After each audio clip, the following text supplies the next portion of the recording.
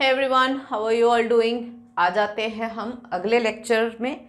आ तो गए ही हो तो देख लेते हैं हम कि आज के हमारे इस लेक्चर में क्या है इन store for you.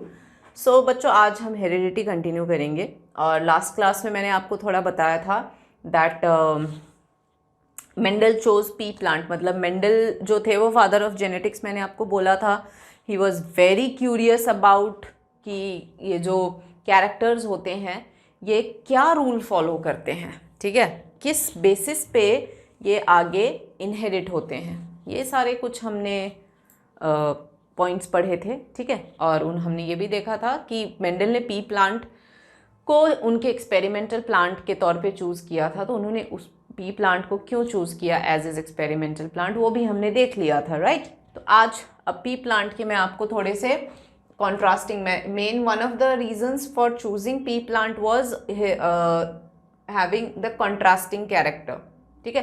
Contrasting characters बहुत थे पी प्लांट में, तो क्या है वो मैं आपको बताती हूँ। और मैंने आपको डोमिनेंट और रेसेसिव का भी उस दिन कॉन्सेप्ट थोड़ा समझाया था कि कैरेक्टर्स जो होते हैं वो हमेशा एक फादर और एक मदर का होता है, ठीक है, सेक्सुअल रिप्रोडक्शन में। तो जो फादर और मदर का होता है कॉन्सेप्ट, तो एक हमेशा सुपीरियर होता है, एक थोड़ा इन्फीरियर होता है।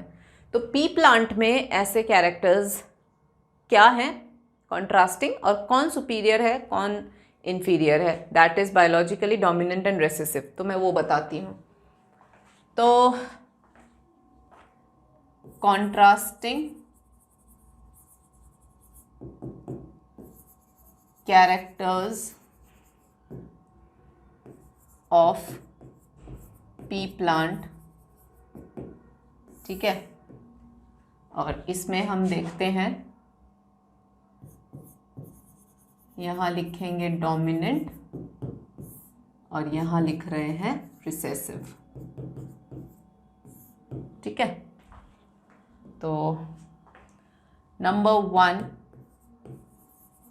कैरेक्टर है स्टेम हाइट, जिसमें डोमिनेंट है टॉल और रिसेसिव है ड्वार्फ। नंबर 2 है फ्लावर कलर। फ्लावर कलर में पर्पल या वॉयलेट, और रिसेसिव है वाइट। थर्ड है फ्लावर पोजीशन, जिसमें डोमिनेंट है एक्सियल और रिसेसिव है टर्मिनल। फोर्थ है पॉड कलर, डोमिनेंट है ग्रीन, रिसेसिव है yellow. Then comes pod shape, inflated, constricted। ओ ये तो seed color, seed shape, seed color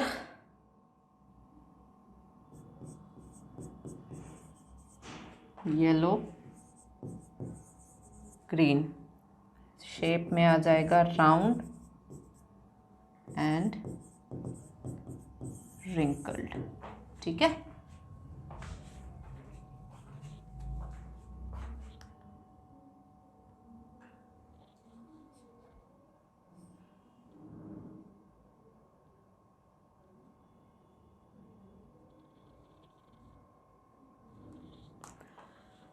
तो ये हैं आपके कॉन्ट्रास्टिंग कैरेक्टर्स। राउंड को मैं थोड़ा और बेटर बड़ा लिख देती हूँ क्योंकि यहाँ थोड़ा दब ना जाए। तो ये ध्यान रखना बच्चों, स्टेम हाइट ट्रेट तो है, ये सारे जो हैं वो ट्रेट्स हो गए, कॉन्ट्रास्टिंग ट्रेट्स।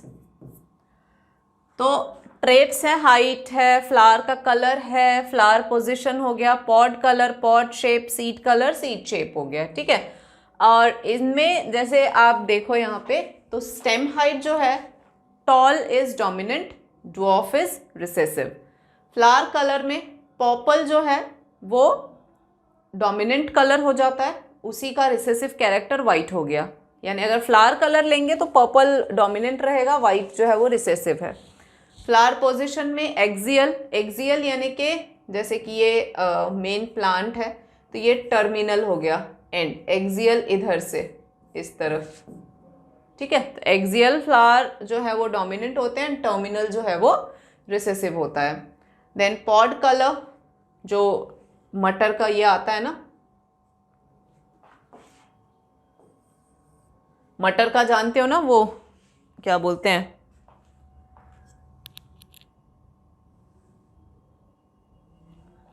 अरे सीड, मैं बना के बताऊं, ग्रीन कह रहा है ना, पॉड कलर ग्रीन। तो ये थोड़ा सा ग्रीन वाले मटर जो है ज़्यादा आते हैं ना, येलो मटर कहाँ देखते हैं, कम ही आते हैं। इन्फ्लेटेड यानी प्रॉपर फूला हुआ, कंस्ट्रिक्टेड यानी थोड़ा सिकुड़ा हुआ। तो फूला हुआ डोमिनेंट है, सिकुड़ा हुआ पॉड शेप, पॉड शेप सिकुड़ा हुआ रिसेसिव है, ज़्यादा नहीं आते, तभी तो डोमिनेंट इन्फ्लेटेड ज़्यादा आते हैं। और सीड कलर येलो और ग्रीन, येलो डोमिनेंट है और ग्रीन। अब यहाँ थोड़ा सा कंफ्यूज मत होना, पॉड कलर में ग्रीन डोमिनेंट है और येलो जो है वो रिसेसिव है, बट इस केस में सीड कलर में येलो डोमिनेंट है और ग्रीन रिसेसिव है, तो थोड़ा कंफ्यूजन रहेगा। मोस्टली हम यूज़ करने वाले हैं सीड कलर, ठीक है, तो हम सीड कलर यूज़ करने वाले हैं, तो येलो ग्रीन ध्यान रखना। और सीड शेप में राउंड डोमिनेंट है, रिंकल्ड जो है वो रिसेसिव है। तो ये हैं आपके कॉन्ट्रास्टिंग कैरेक्टर्स जो पी प्लांट में पाए जाते हैं, ठीक है। अब थोड़ा सा हम क्रॉसेस समझते हैं जो मेंडल ने किया था, ठीक है। मेंडल के क्रॉसेस को कहा जाता है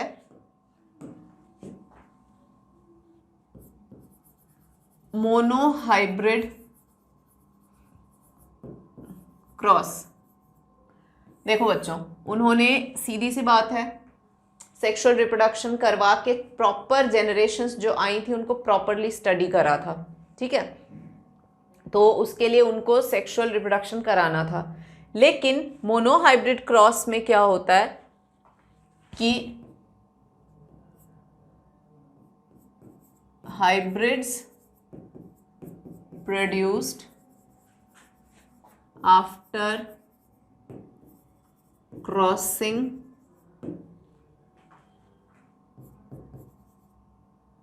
the two contrasting,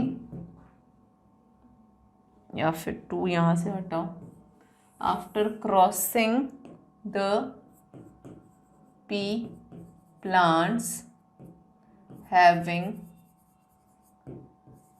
only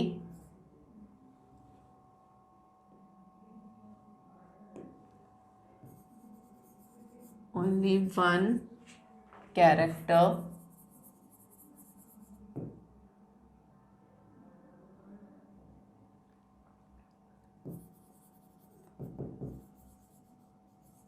considered, ठीक है। यानी कि इसमें क्या है कि हाइब्रिड्स तब मतलब पी प्लांट्स लिए, उसमें जो हाइब्रिड जो प्रोड्यूस हुए उसमें से वन कैरेक्टर कंसिडर हुआ था, नाम ही है मोनो, सिंगल हाइब्रिड, ठीक है।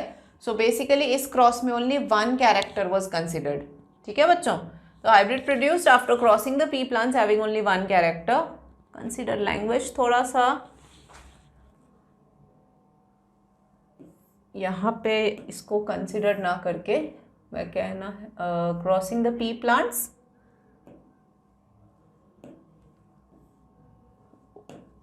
Where only one character was considered, ठीक है। यानी ये वो क्रॉस है जहां पर सिर्फ एक कैरेक्टर को ही कंसिडर किया गया था। तो विच मीन्स कि एक्चुअली जो प्लांट्स थे दे वर सिमिलर इन ऑल एस्पेक्ट्स, सिर्फ एक कैरेक्टर इनका कॉन्ट्रास्टिंग था। ठीक है, यानी कि इन्होंने लिया था, एक तो टॉल पी प्लांट लिया था और एक ड्वार्फ पी प्लांट लिया था। ठीक है, तो टॉल और ड्वार्फ वैसे हर चीज़ में सब कुछ सेम था, कोई डिफरेंट नहीं था, बट टॉल जो था मतलब स्टेम हाइट का डिफरेंस था बस, तो वन कैरेक्टर कंसिडर हुआ। ठीक है, और इसको अब इन्होंने क्रॉस कैसे कराया और उसके सिंबल्स डिनोशंस कैसे हैं, सारा अब ध्यान से देखना। सो टॉल के लिए जैसे मैंने कहा, हम लोग we all are higher group of organism जो डिप्लॉइड होते हैं, तो दो डबल सेट ऑफ क्रोमोसोम्स होता है। तो इनमें टॉल जो कैरेक्टर है स्टेम हाइट का, ऑब्वियसली इसमें भी दो वो होंगे। तो अच्छा, एक चीज़ और मैं बता दूं, तो दो वो होंगे क्रोमोसोम का set, right, one from the father one from the mother. तो उनको हम एक्चुअली जेनेटिक्स की भाषा में हम यूं कहते हैं, two alleles make up a gene, यानी दो कॉन्ट्रास्टिंग कैरेक्टर, दो कॉन्ट्रास्टिंग जो होते हैं from one father and one mother, दोनों मिलाओ तो बनता है एलील। जैसे फॉर एग्जाम्पल जैसे ये टॉल है, ठीक है, तो टॉल या फिर stem height,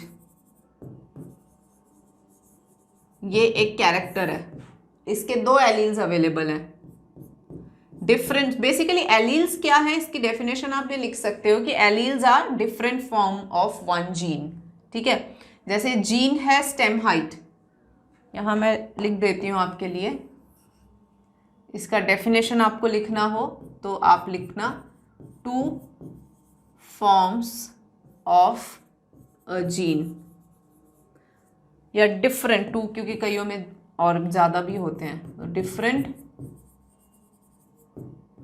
forms of a gene.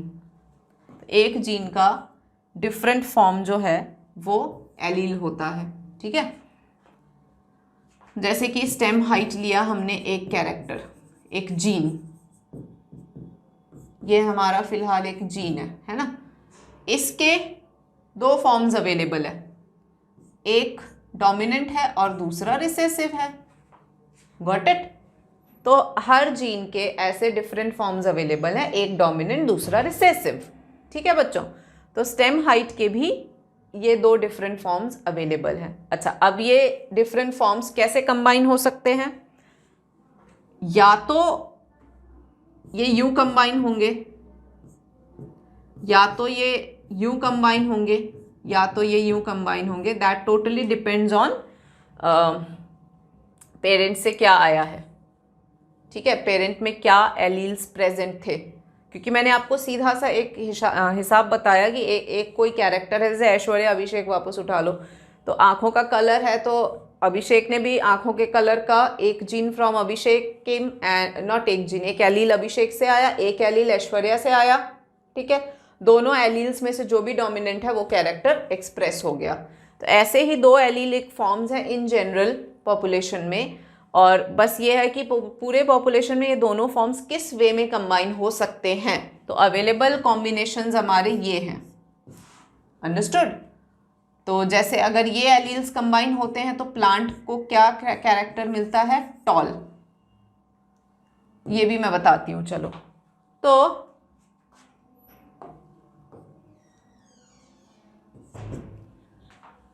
तो टॉल लिया था उन्होंने, तो टॉल जो था वो क्या बोलूं मैं, होमोजाइगस टॉल था। होमोजाइगस टॉल एज इन कैसे समझाऊं, या फिर क्रॉस पहले ना बता के ये टर्मिनोलॉजीज बता देती हूं मैं। Homozygous when both alleles are same. ठीक है, और हीटेरोजाइगस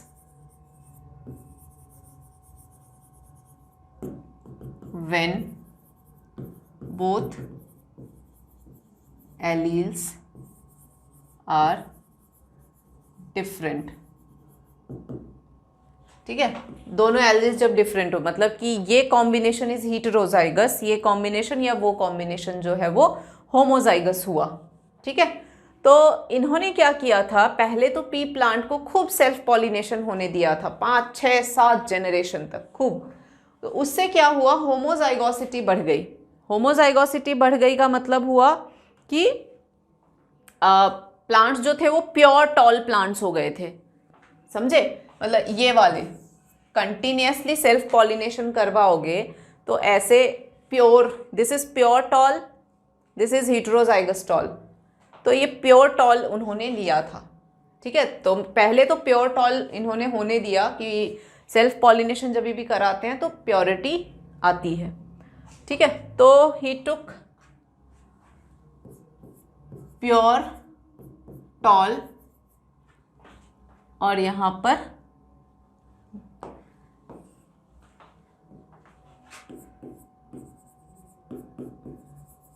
और दूसरा लिया था इन्होंने डॉफ। ठीक है, डॉफ रिसेसिव था, टॉल जो था वो डोमिनेंट, ये मैंने पहले लिखवा दिया आपको। तो देखो ये टॉल प्लांट का दोनों पेरेंटल, क्योंकि होमोजाइगस है और प्योर है तो एलील दोनों सेम आएंगे। और डॉफ है तो डॉफ में अब सिंस ये रिसेसिव है तो आप लेटर चेंज नहीं करोगे, डॉफ का डी नहीं लगाओगे, या शॉर्ट अगर मैं लिखूं तो शॉर्ट का एस नहीं लगाओगे। ये जेनेटिक्स का रूल है, ध्यान रखना। ठीक है, आप सबसे इंपॉर्टेंट गलती यही कर जाते हो कि जब आपको क्रॉसिंग करनी होती है तब आप दोनों के जो लेटर्स होते हैं उसके इनिशियल्स लेके क्रॉस कर देते हो, ऐसा अपने को नहीं करना है। ठीक है, तो इसको हमें सेम लेटर, जो डोमिनेंट का लेटर लेना होता है वही रिसेसिव का भी लेटर लेना होता है। तो ये गलती मत कर देना, आप ध्यान रखना ये लाइन हमारी। ठीक है, and this is your P1 generation यानी फर्स्ट पेरेंटल जनरेशन। ठीक है, अब इन्होंने क्या किया, गैमेट्स बनाने दिया। तो गैमेट्स, अब देखो बच्चों, सिंस ये होमोजाइगस है तो होमोजाइगस होने की वजह से टॉल को दूसरा वो देते हैं, मतलब डॉफ को कलर दूसरा दे देते हैं, आपके इजी रहेगा। और होमोजाइगस में ना गैमेट में दिक्कत नहीं आती, सेम गैमेट, आप जैसे मैथ्स में नहीं होता कि सेम सेम रहता है तो एक कॉमन उठा दिया ऐसा, तो ये बहुत ये है। तो इन्होंने मतलब ये गैमेट्स बनाया। ठीक है, गैमेट्स बनाने के बाद में जो पहला जनरेशन आया उसको उन्होंने बोला F1 जनरेशन। ठीक है,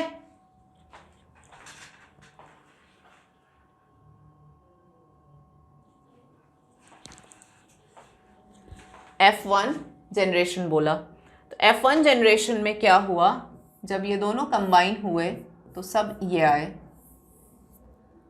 ऑल टॉल। अब मेंडल हो गए बहुत ज़्यादा सरप्राइज्ड, मतलब उनके दिमाग में ये था कि मैंने देखो प्योर टॉल प्लांट लिया है, एक ड्वार्फ प्लांट लिया है, मैंने क्रॉस कराया है। ठीक है, दे बोथ वर क्रॉस्ड, याद रखना क्रॉस करवाया है, यानी कि क्योंकि ये बाइसेक्सुअल फ्लावर है, बाइसेक्सुअल फ्लावर का मतलब मेल और फीमेल जो रिप्रोडक्टिव पार्ट्स हैं वो सेम फ्लावर में है। तो यानी कि प्योर टॉल को या तो मेल बना दिया या इसको फीमेल बनाया या वाइसे वर्सा, कैसे भी। तो उन्होंने क्या करा होगा कि प्योर टॉल को अगर मेल बनाया तो उसका फीमेल पार्ट उन्होंने नहीं, मतलब अगर ये फीमेल है तो प्योर टॉल का पॉलन लेके इसमें डस्ट कर दिया और इसके एंथर्स को रिमूव कर दिया हाथ से, ऐसे किया था। ठीक है, तो इस तरीके से क्रॉस कराया। तो पेरेंट कौन हो गया, प्योर टॉल मेल मान लो और ड्वार्फ को फीमेल मान लो, कैसे भी कर सकते हैं, या फिर वाइसे वर्सा, एज मतलब इससे मतलब नहीं है। तो वो करा। अब from his point of view आप ये सोचो कि टॉल लिया और ड्वार्फ लिया तो जो जनरेशन आई वो सारे के सारे टॉल कैसे, मतलब दूसरा पेरेंट का कैरेक्टर गया कहाँ, it was a big, question for him कि ऐसा कैसे हो गया, एक पेरेंट का कैरेक्टर तो आया ही नहीं। तो उनको लगा कहीं एक्सपेरिमेंट में तो नहीं गलती कर दिया, क्या हो क्या गया। ऑब्वियसली शॉक तो होगा ना, 2 पेरेंट के कैरेक्टर लिए गए हैं तो एक का तो कैरेक्टर आए, कोई तो आए। और अच्छा ये भी ध्यान रखना कि प्योर टॉल और डॉफ को जब क्रॉस कराया तो एक ही टॉल आया, ऐसा नहीं होता, ठीक है, ये ध्यान रखना। मतलब ये देखो पी प्लांट्स हैं, तो जब आप पहले पॉलिनेशन कराया, फिर फर्टिलाइजेशन कराया, उसके बाद में वो रिमेंबर आपने रिप्रोडक्शन में जो मैंने लंबा चौड़ा प्रोसेस बताया था, वो पूरा प्रोसेस करा। पूरा प्रोसेस करने के बाद में जब सीड्स आए, क्योंकि अल्टीमेटली रिप्रोडक्शन का रिजल्ट क्या होता है, fruits and seeds are produced. तो वो जो पी प्लांट का जो सीड आया, फिर उस सीड को जब सो करके देखे तब पता चला अच्छा सारे टॉल थे, ऐसे नहीं पहले से उग के आ गए हों। ये थोड़ा, ये छोटी छोटी चीज़ें हैं जिन पे थोड़ा खास ध्यान देना, ठीक है। तो ऑल टॉल था। अब इन्होंने क्या किया कि वापस से क्रॉस करा, क्रॉस नहीं, अब की बार इन्होंने क्या किया, अब की बार ही टुक P2 मतलब सेकेंड पेरेंटल जनरेशन, ये वाला F1 प्रोजेनीज को उठाया और इनको कराया सेल्फिंग, इनको सेल्फिंग करवाया, यानी सेल्फ पॉलिनेशन होने दिया, ठीक है। तो अब की बार जो गैमेट्स बने,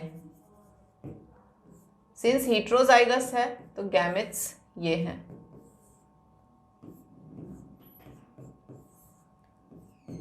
ठीक है, ये गैमेट्स हो गए। और इनकी now F2 generation,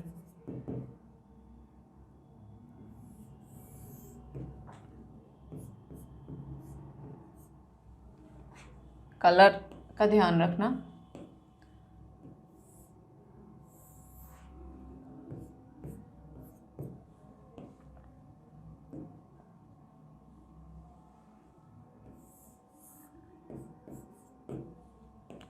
and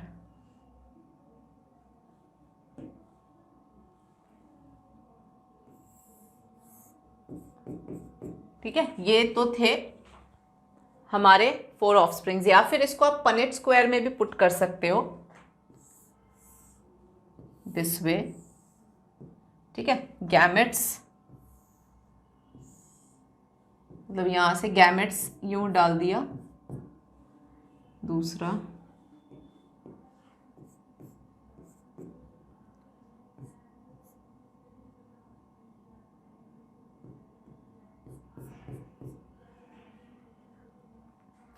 colour change करके बता देती हूँ बच्चों, जो आपको इजी रहे। मैंने किस किस को पकड़ा है, this with this, this with this,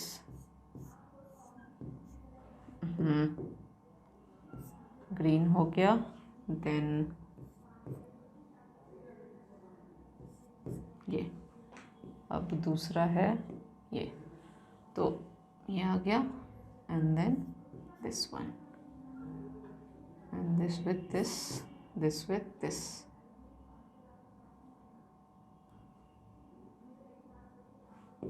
small t आएगा।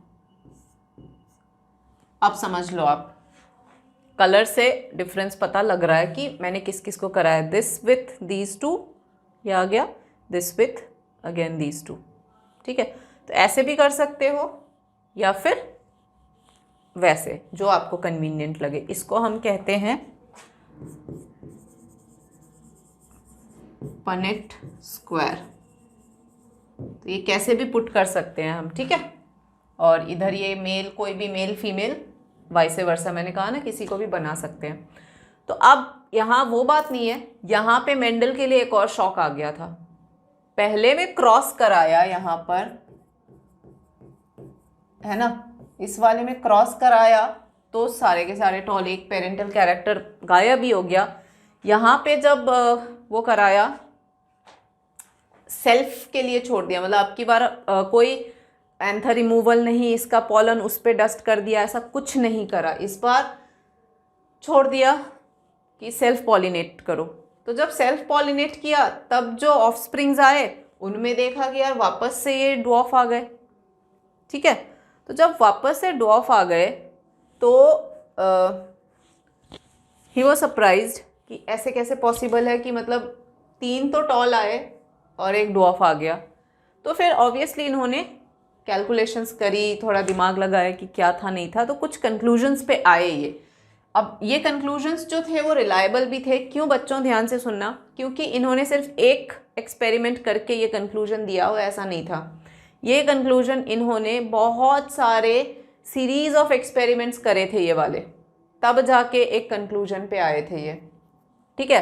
तो he did lot of experiments, मतलब बहुत सालों तक, कुछ 6-7-8 सालों तक कंटिन्यूसली इन्होंने इस पे काम किया और सीरीज ऑफ एक्सपेरिमेंट्स करे, जेनरेशंस आफ्टर जेनरेशंस को खूब स्टडी करा, तब जाके अपना एक थियरी इन्होंने पुट फॉरवर्ड करा। ऐसा नहीं है कि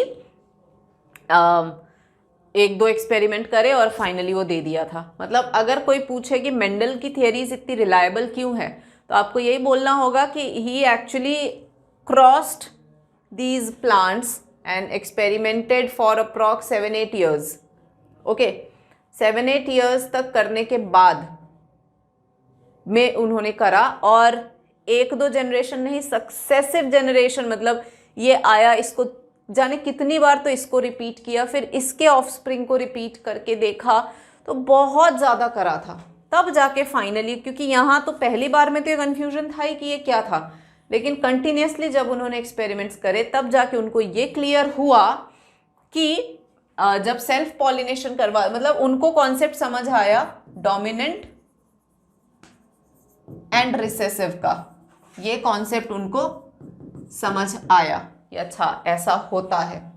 तो इस क्रॉस के बेसिस पे ही गेव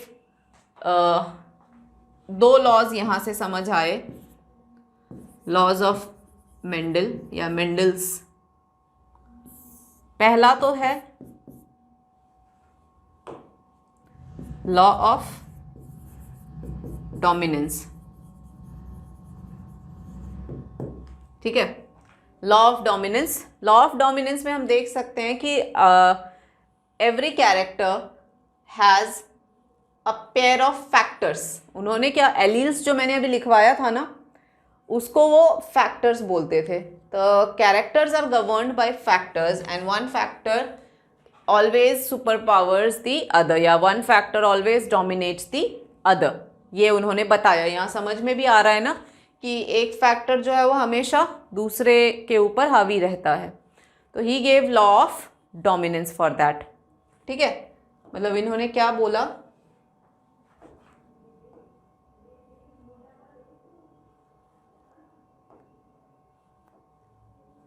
इन्होंने बोला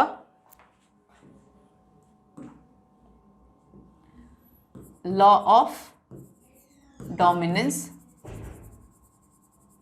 जिसमें इन्होंने बताया the characters are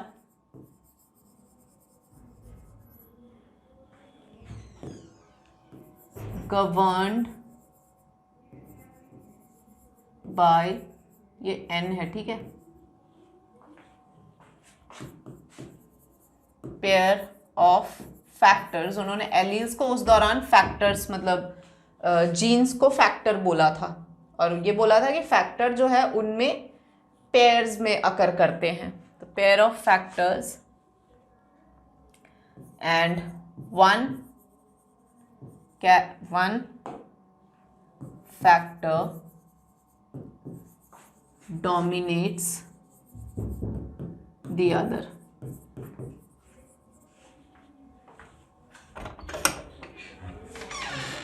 Thank you.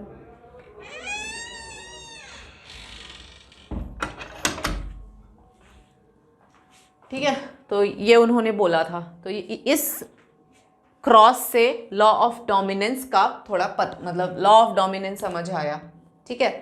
दूसरा इन्होंने बताया था लॉ ऑफ सेग्रीगेशन। अब लॉ ऑफ सेग्रीगेशन, ये इसमें ये बोला उन्होंने कि the characters are controlled by pair of factors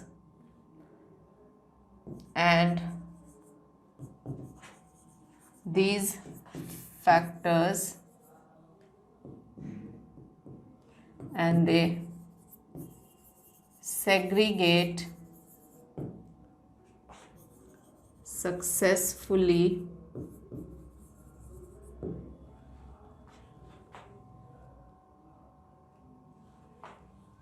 during gamete formation in a pair of contrasting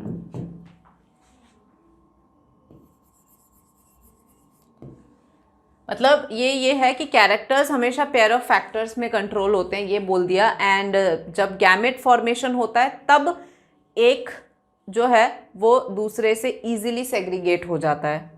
मतलब in a pair of contrasting alleles, आप तो यहाँ से लिख लेना, यहाँ से लिख लेना यहाँ तक कि मतलब what I am trying to tell you, या फिर आप ये चीज़ कंफ्यूजन ना हो जाए। So let's remove this law of segregation में।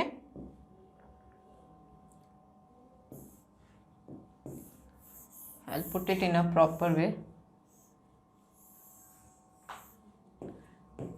In a pair of contrasting alleles, one is dominant and other is recessive.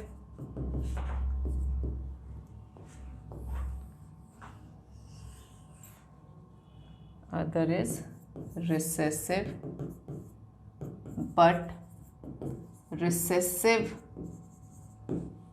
allele never loses its identity, ये लिख लो, ये ज़्यादा ठीक है, and successfully segregates during gamete formation. ठीक है, यानी कि एक कैरेक्टर में हमेशा पेयर ऑफ एलील्स होते हैं, ये मैंने बता दिया, और एक रिसेसिव होता है, दूसरा डोमिनेंट होता है ना। या फिर मतलब in a pair of contrasting मैंने लिखा है ना कि कॉन्ट्रास्टिंग एलील वाले पेयर में हमेशा एक डोमिनेंट और एक रिसेसिव होता है। तो रिसेसिव कभी भी अपनी आइडेंटिटी लूज नहीं करता और सक्सेसफुली गैमेट फॉर्मेशन के दौरान सेग्रीगेट हो जाता है। ये दो लॉज उन्होंने मोनोहाइब्रिड क्रॉस से फॉर्मुलेट करे। आई थिंक आपके लिए पहली बार है तो ये थोड़ा सा समझ में कम ही आ रहा होगा एक बार में। तो एक काम करते हैं, आज आप इसको ध्यान से देखो, समझो, और मैं आपसे मिलती हूँ नेक्स्ट लेक्चर में, जहाँ पे मैं थोड़ा सा इनको वापस रिपीट करते हुए हम आगे बढ़ेंगे। ठीक है, तब तक के लिए take care and keep watching us. Thank you.